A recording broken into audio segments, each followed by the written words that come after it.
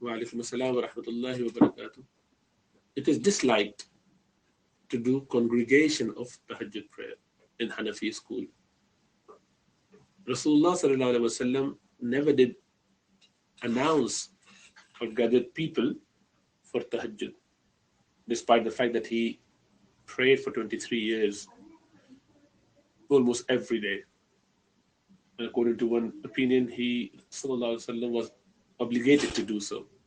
So it wasn't an optional prayer for him. And many a time he would do quite long prayer. He wouldn't even wake up his family members, although they would wake up on their own, the wives, the children, but he wouldn't wake them up.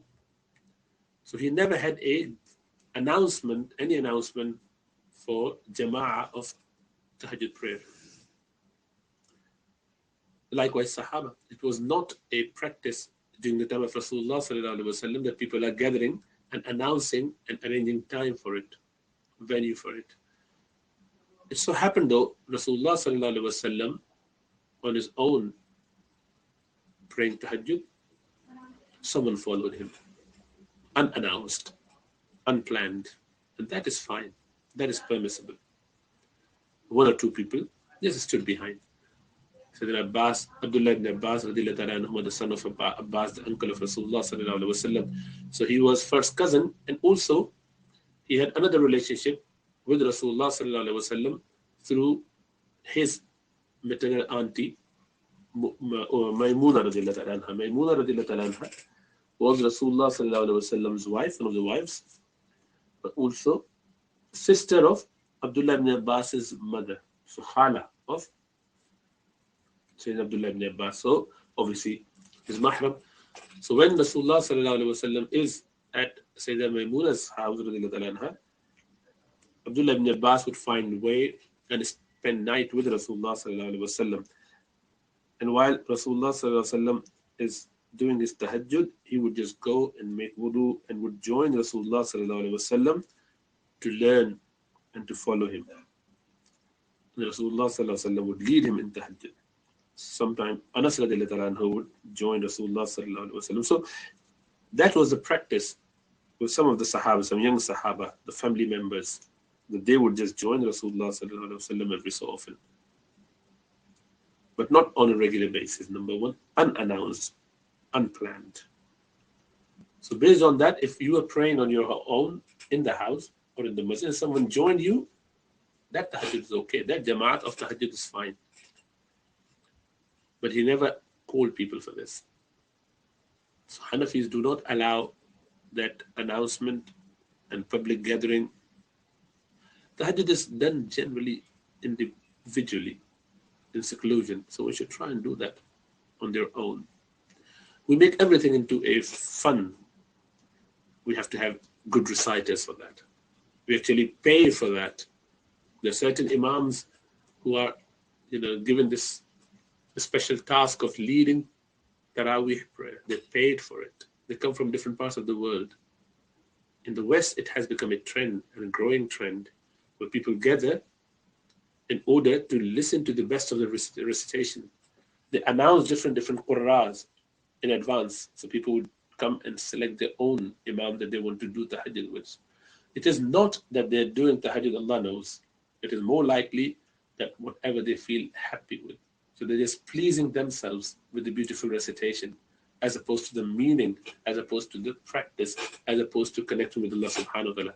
They feel joyous. It's the ecstasy, is the, God forbid, the intoxication of the melodious voice rather than Quran itself. And it has gaining a lot of momentum now in the West. And I fear that it will become quite rampant very soon. An unwise trend. The people would not do tahajjud or prayer on their own. So most people do not do their nawafil and sunnah anyway. They just are limited to their fara'id. They just do their fard prayer in the masjid.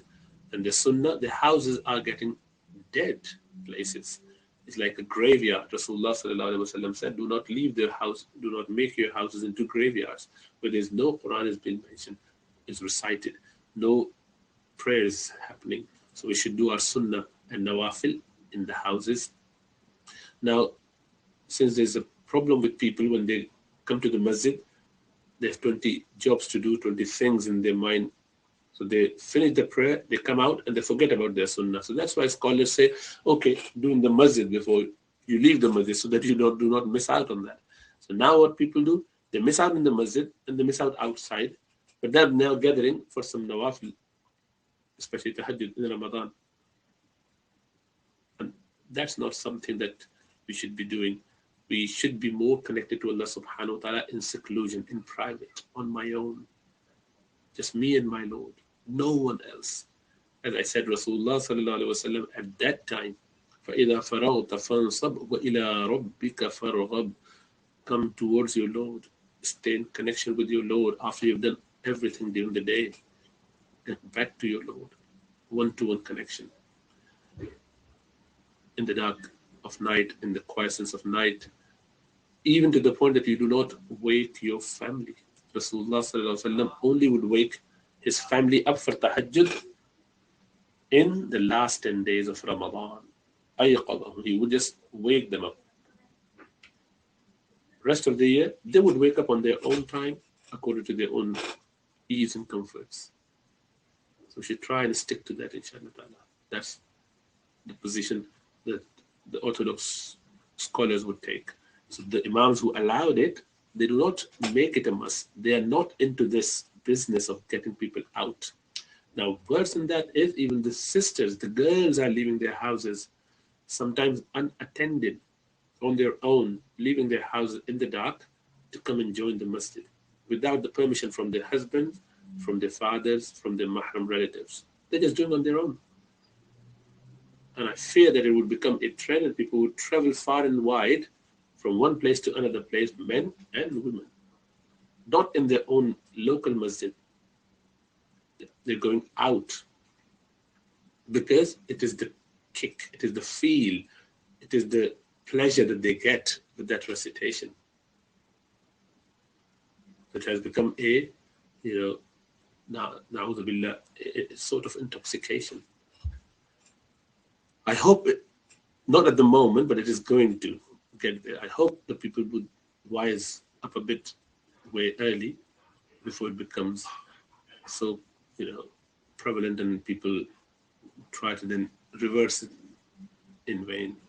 For the next generation, it become a fun thing. People spend whole night listening to the beautiful recitation of some of the Quran. They just keep going up and down in their voices. Now, they do it artificially.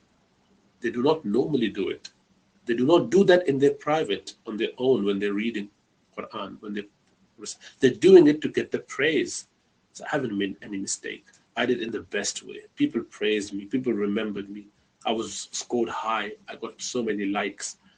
So I need to practice that. I just get as many more, ayat done in one, breath that people will say, wow, what a beautiful recitation along with the longest ever breath. So we're all doing it as a way of, getting some fame, name, some pleasure of some sort. Allah knows. We're just people of desires. We are literally follower of our desires and whims. Sharia never wanted us to do that. Allah says, أَفَرَأَيْتَ مَنِ اتَّخَذَ إِلَهَهُ هَوَاهُ. If we were doing it for the sake of Allah subhanahu wa ta'ala, there were many other ways. Yet it will become that much more easy when you're in the masjid, in congregation. So if you follow that imam who allowed it, then alhamdulillah, do it in the masjid where they're doing something simple, easy, straightforward recitation as they do the normal prayer.